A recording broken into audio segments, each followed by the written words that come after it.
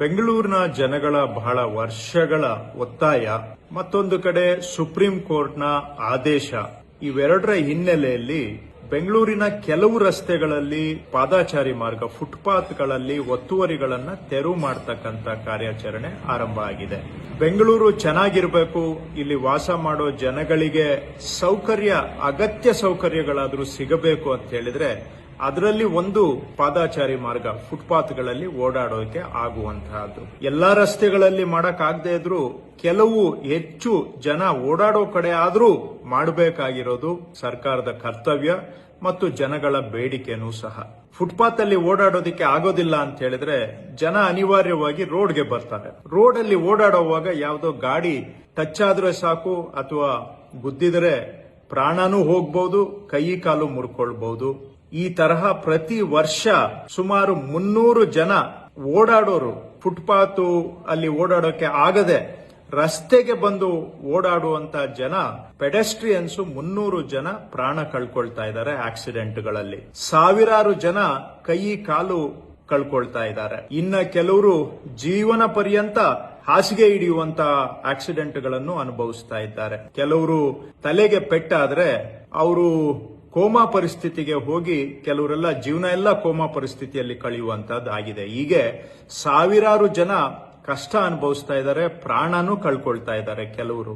ಇವೆಲ್ಲ ದೃಷ್ಟಿಯಿಂದ ನಮ್ಮ ಬೆಂಗಳೂರು ಚೆನ್ನಾಗಿ ಆಗ್ಬೇಕಾದ್ರೆ ಕನಿಷ್ಠ ಕೆಲವು ರಸ್ತೆಗಳಾದ್ರೂ ಜನ ಓಡಾಡೋದಕ್ಕೆ ಸುರಕ್ಷಿತವಾಗಿ ಇರಬೇಕು ಅನ್ನೋದು ಎಲ್ಲಾ ಬೆಂಗಳೂರಿನ ನಾಗರಿಕರ ಬಯಕೆ. ಇದನ್ನ ನಾವು ಸರ್ಕಾರ ಈಡೇರಿಸಬೇಕಾಗಿರೋದು ನಮ್ಮ ಕರ್ತವ್ಯ. ಈ ಪ್ರಯತ್ನ ಯಶಸ್ಸಾಗಬೇಕಾದ್ರೆ ಸಾರ್ವಜನಿಕರ ಸಹಕಾರ ಇದ್ರೆ ಮಾತ್ರ ಸಾಧ್ಯ. ಹಾಗಾಗಿ ನಾನು ಮತ್ತೊಮ್ಮೆ ತಮ್ಮಲ್ಲಿ ಮನವಿ ಮಾಡ್ತೇನೆ, ನೀವು ಕಮರ್ಷಿಯಲ್ ಕಾಂಪ್ಲೆಕ್ಸ್ ಏನೋ ಮಾಡ್ಕೊಂಡಿದ್ದು ಫುಟ್ಪಾತ್ ಮೇಲೂ ಕೂಡ ಎಕ್ಸ್ಟೆನ್ಷನ್ ಮಾಡ್ಕೊಂಡಿದ್ರೆ ದಯವಿಟ್ಟು ತಾವು ಅದನ್ನ ತಕ್ಕೊಳ್ಳಿ. ಅಂಗಡಿಗಳನ್ನ ಇಟ್ಕೊಂಡಿದ್ದು ಅಂಗಡಿಯಿಂದ ಮುಂದೆ ಬಂದು ಫುಟ್ಪಾತ್ ಮೇಲೂ ನೀವು ಎಕ್ಸ್ಟೆನ್ಷನ್ ಮಾಡ್ಕೊಂಡಿದ್ರೆ ದಯವಿಟ್ಟು ನೀವು ಅದನ್ನ ತಕ್ಕೊಂಡು ಜನ ಓಡಾಡೋದಕ್ಕೆ ಬಿಡಿ. ಅಥವಾ ಫುಟ್ಪಾತ್ ಅಲ್ಲಿ ನೀವು ವ್ಯಾಪಾರ ಮಾಡ್ತಾ ಇದ್ರೆ ಮೇನ್ ರೋಡ್ಗಳು ಬಿಟ್ಟು ಬೇರೆ ರೋಡ್ಗೆ ಸ್ಥಳಾಂತರ ಮಾಡಿ ನೀವು ಅಲ್ಲಿ ವ್ಯಾಪಾರ ಮಾಡಿಕೊಂಡು ಜೀವನ ಮಾಡಿ. ನಾವು ಯಾರ ಜೀವನಕ್ಕೂ ಕೂಡ ತೊಂದರೆ ಮಾಡುವ ಉದ್ದೇಶ ಇಲ್ಲ. ಆದ್ರೆ ಜನ ಓಡಾಡೋದಕ್ಕೆ ಆಗದೆ ಪ್ರಾಣ ಕಳ್ಕೊಳ್ತಾ ಇದ್ರೆ ಅದನ್ನ ನೋಡ್ಕೊಂಡು ಸುಮ್ಮನೆ ಇರೋದಕ್ಕೂ ಕೂಡ ಸರ್ಕಾರಕ್ಕೆ ಸಾಧ್ಯ ಆಗೋದಿಲ್ಲ. ಹಾಗಾಗಿ ನೀವು ವ್ಯಾಪಾರ ಮಾಡ್ತಾ ಇದ್ದೀರಾ ಫುಟ್ಪಾತ್ ಮೇಲೆ ಅಂತ ಹೇಳಿದ್ರೆ ನಾವು ಕ್ಲಿಯರ್ ಮಾಡ್ತಾ ಇರೋದು ಬರೀ 20% ರಸ್ತೆಗಳು. ಇನ್ನೂ 80% ರಸ್ತೆ ಇದೆ, ಅಲ್ಲಿ ತಾವು ವ್ಯಾಪಾರ ಮಾಡ್ಕೊಂಡು ಜೀವನ ಮಾಡಬಹುದು. ಎಲ್ಲಿ ಜನ ಹೆಚ್ಚಿನ ಸಂಖ್ಯೆಯಲ್ಲಿ ಓಡಾಡ್ತಾರೆ ಅಲ್ಲೇ ನೀವು ಅಡ್ಡ ಮಾಡಬೇಕು ಅಂತ ಹೇಳಿದ್ರೆ ಇದು ಸಾರ್ವಜನಿಕರ ಮೂಲಭೂತ ಹಕ್ಕು ಅಂತ ಸುಪ್ರೀಂ ಕೋರ್ಟ್ ಹೇಳಿದೆ, ಫಂಡಮೆಂಟಲ್ ರೈಟ್ ಅಂತ. ಆ ಫಂಡಮೆಂಟಲ್ ರೈಟ್ ಅನ್ನ ನೀವು ವೈಲೇಟ್ ಮಾಡಕ್ಕಾಗಲ್ಲ, ನಾನು ವೈಲೇಟ್ ಮಾಡಕ್ಕಾಗೋದಿಲ್ಲ. ಅದನ್ನ ಗೌರವಿಸಬೇಕಾಗುತ್ತೆ ನಾವೆಲ್ಲರೂ ಕೂಡ. ಹಾಗಾಗಿ ಇದು ಬೆಂಗಳೂರು ಚೆನ್ನಾಗಿರ್ಬೇಕು ಅಂತ, ಬೆಂಗಳೂರು ಸುಧಾರಣೆ ಆಗಬೇಕು ಅಂತ ನಾವು ಮಾಡ್ತಾ ಇರುವಂತಹ ಪ್ರಯತ್ನ. ಈ ಪ್ರಯತ್ನ ನೀವು ಸಹ ಕೈ ಜೋಡಿಸಬೇಕು, ಸಹಕಾರ ಕೊಡಬೇಕು.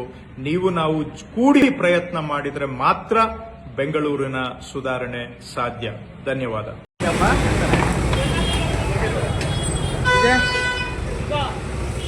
ಇದು ಮಾಡ್ತಾರಾ?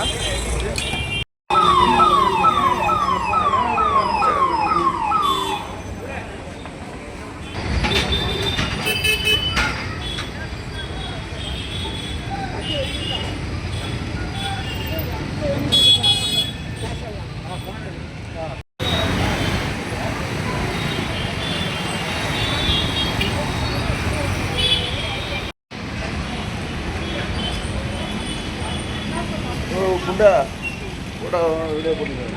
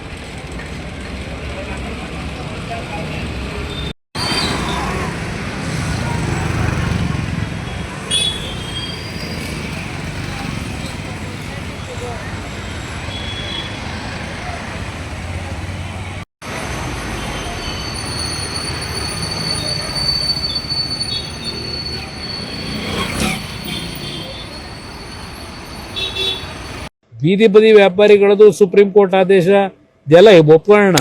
ಆದರೆ ಅವರನ್ನ ಅಷ್ಟೊಂದು ಲಕ್ಷಾಂತರ ಕುಟುಂಬಗಳು ಇವತ್ತು ಪ್ರತಿನಿತ್ಯ ಬೀದಿನಲ್ಲಿ ವ್ಯಾಪಾರ ಮಾಡ್ಕೊಂಡೆ ಬದುಕ್ತಾ ಇರ್ತಕ್ಕಂಥವ್ರು.